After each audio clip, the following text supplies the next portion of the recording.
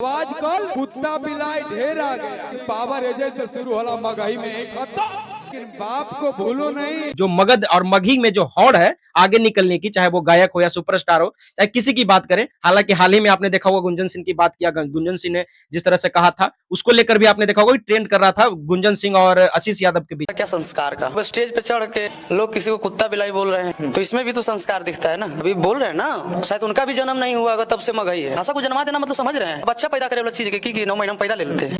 अच्छा, गुंजन सिंह जो बात शब्दों का प्रयोग किए थे, चाहे वो किसी के लिए प्रयोग किए थे, कहां तक वो सही देखते हैं? देखिए एक्चुअली वो अपने ये जो समय यूज़ किया गया था वो चीज़ को, वो किस मूड में थे या क्या सिचुएशन था वहाँ, क्या परिस्थितियाँ थी, इसको तो देखना पड़ेगा ना। हालाँकि कोई ज़रूरी नहीं है कि अगर वो बोलते हैं कभी-कभी कि हाँ, हम मगही इंडस्ट्री को किया, तो जब तक कि देखिए एक चीज़ है ना कि पितामह तो कोई होना चाहिए, अगर पितामह नहीं होते तो उतना तीतामा नहीं होता। अगर पितामह थे तभी तो तीतामा हुआ ना। अच्छा, ये चीज मानते हैं कि मगही इंडस्ट्री के अभी गुंजन सिंह सबसे बड़े सुपरस्टार है, ये चीज मानते हैं आप? सुपरस्टार बड़े नहीं होते हैं, जिनकी आज के जो सोशल मीडिया का ज़माना है, तो सबका समय अलग-अलग होता है। एक समय था कि गुंजन भैया को भी बहुत अच्छे से लोग सुनते थे। अब समय बदल रहा है, जैसे खिलाड़ी बूढ़े हो रहे हैं, तो संन्यास ले रहे हैं, नए-नए लोग खेल रहे हैं। इसमें उनको भी उतना दुःख की बात नहीं होनी चाहिए और सचमुच में पितामह हैं, तो पितामह का रोल निभाना चाहिए उनको।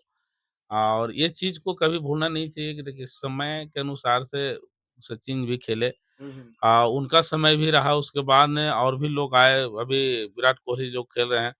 तो कहने का मकसद सबका समय आता है, समय जाता है और कितनों आप गाँव में देखते हैं ना, आप चाहे कितनों प्रॉपर्टी वाले हैं या तो जो जुग चल रहा है ना, वो छोटे-छोटे बच्चे एक विद्वान व्यक्ति को गाली देना शुरू कर देते हैं।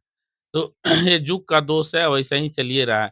आप कितनों विद्वान हैं, तो कहने का मकसद विद्वान की मंडली में ही बैठिए तो आपको इज़्ज़त मिलेगा।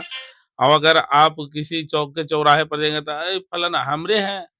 अब लोग अच्छे माहौल में जाते हैं, अच्छे-अच्छे लोग जहाँ आते हैं वहाँ अच्छी मान-सम्मान मिलता है। और ऐसे गाँव में जाते हैं तो अरे बिनेसरा जाए थोड़े, बिनेसरा जाए थोड़े। तो जैसा संगत वैसा बुद्धि। अब लोग बोलने के लिए तो कुछ भी लड़ाई कर सकते हैं। अच्छा।